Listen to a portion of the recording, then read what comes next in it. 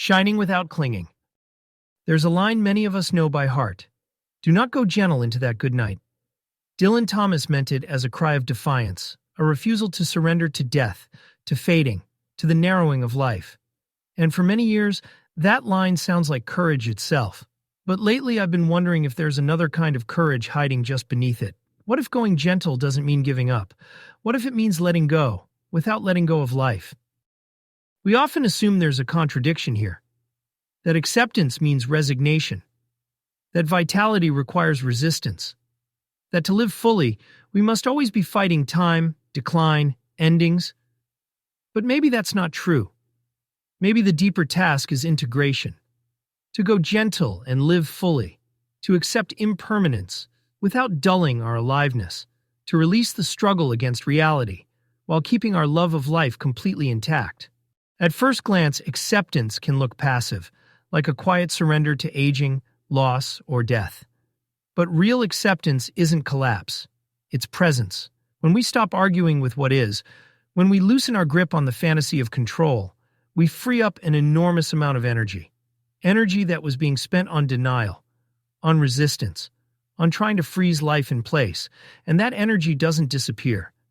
It becomes attention. It becomes tenderness. It becomes joy.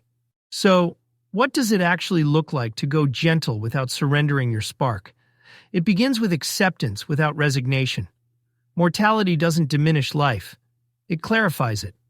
When you know time is limited, the ordinary becomes luminous. A morning light, a shared meal, a hand held a little longer. Because everything is impermanent, everything matters. It continues with softening resistance. So much suffering comes from fighting what cannot be changed. Aging, endings, loss. When we stop resisting these truths, the energy trapped in that fight is released. And suddenly there's more room for creativity. More room for connection. More room to actually be here. There's also letting go of ego clinging. The demand to never go gentle is often really a demand to stay invulnerable. To remain impressive. To preserve a fixed identity. But life is not about staying the same.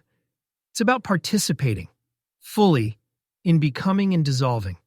When we stop defending who we were, life becomes richer, not poorer. Then there's radical presence. Instead of trying to stretch the future indefinitely, we sink into this moment. We feel the breeze. We taste the tea. We look at someone we love without checking out. One unguarded moment of presence can contain more life than years of frantic striving. And something unexpected happens as we age or soften. Purpose shifts toward connection. The need to prove ourselves often fades, and in its place grows a quieter purpose. To care, to witness, to serve, to belong.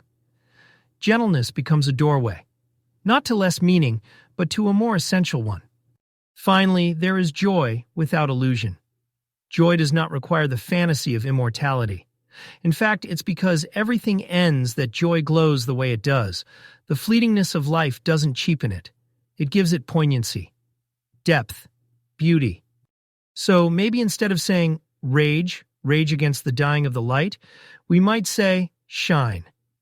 Shine with all you are, even as the light dims. This isn't passivity. It's a different kind of strength.